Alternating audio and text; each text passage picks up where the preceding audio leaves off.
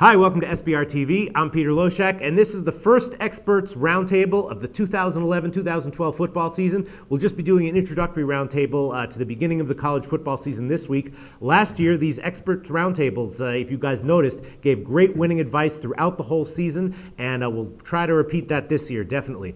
One of the main reasons last year was so successful was one of our regular guests, Zach Rosenfield from Accuscore.com, and he is here again this week as one of the guests on our first roundtable. Zach, thanks again for being here. Hey, Peter, thanks for having me. Really excited to be back. How are you doing? Are you feeling confident about this upcoming football season? I mean, as confident as you can be without really knowing what the complexion is going to look like or who's going to be good or who's going to be bad. But I think it's an exciting season. It's more wide open than it's been in the past. And also joining us to preview week one is Robert Ferringo, a new guest of the Football Roundtable from Doc Sports. Robert, thanks for being here.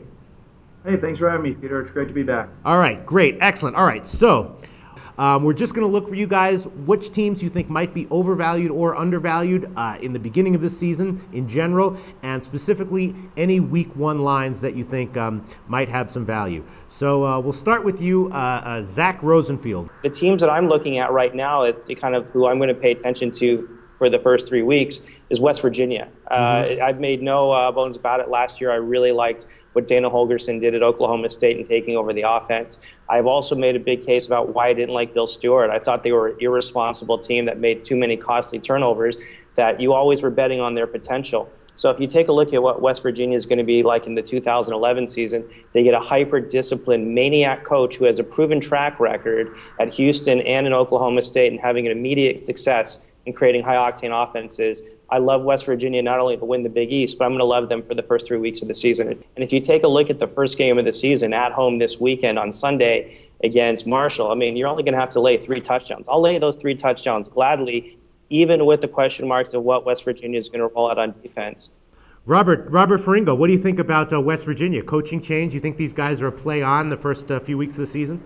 Yeah, I would agree with that for all of the reasons that he pointed out. This is a team that's going to want to come out and flex some of its muscles and kind of work out some of the kinks of being in a new system early on in the year.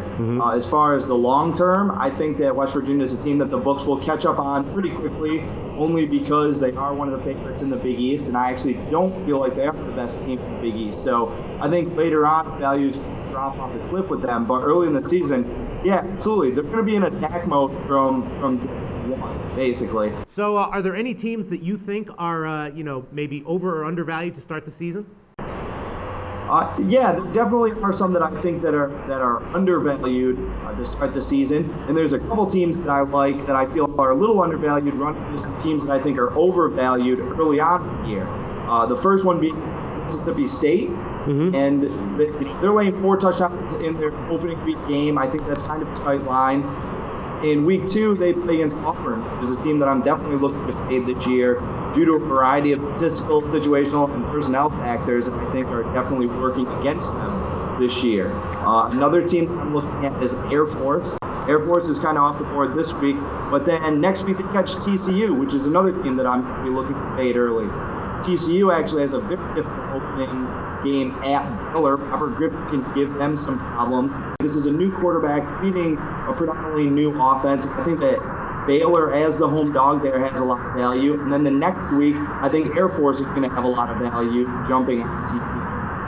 Okay, and are there any other final top 25 teams that you think might be a bit overrated or underrated? I'm going to be high on Texas, and I'm going to be low on Alabama to start the season. Low on Alabama. They're ranked number 2. Why are you low on Alabama?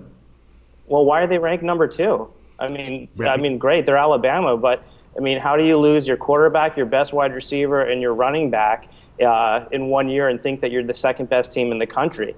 And then you're going to tell me, well, what about the defense? Yeah, that's the same defense that got beat by LSU and gave up all those points to need a miracle to beat Arkansas and got rolled by South Carolina.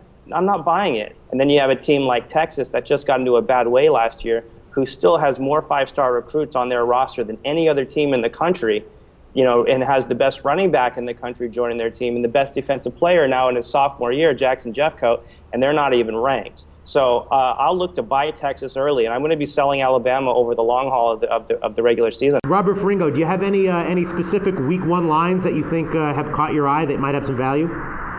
The game that I'm most interested in this weekend is the Chick-fil-A Kickoff Classic, and that's the Boise State-Georgia game. I think this is a very interesting game. This is a huge game for both teams.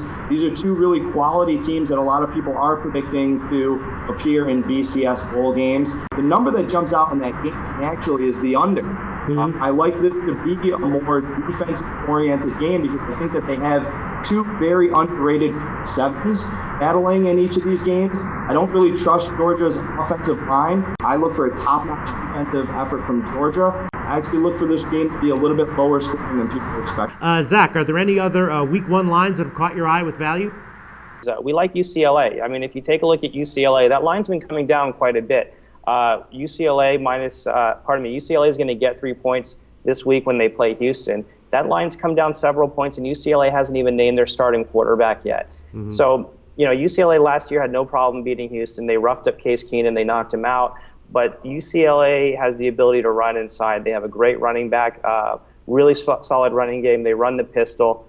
I think that Houston is still going to continue to have the problems in interior defenses that they've had throughout the Kevin Sumlin era. You get points. Houston gives you no real road advantage or no home field advantage. So we like the Pac-10 or the Pac-12 team to beat the Conference USA team here simply based on pedigree. Are there any other teams that we haven't discussed yet? Yeah, I mean, let's stay in the Pac-12. With the number one overrated team in the Pac-12 is Arizona State. Everybody keeps talking about Arizona State, this and that. And it's because they returned 22 starters. But that's 22 starters from a team last year that won 4 games against teams from the FBS. And the fourth win was a miracle to beat Arizona because the kicker from Arizona missed 2 extra points.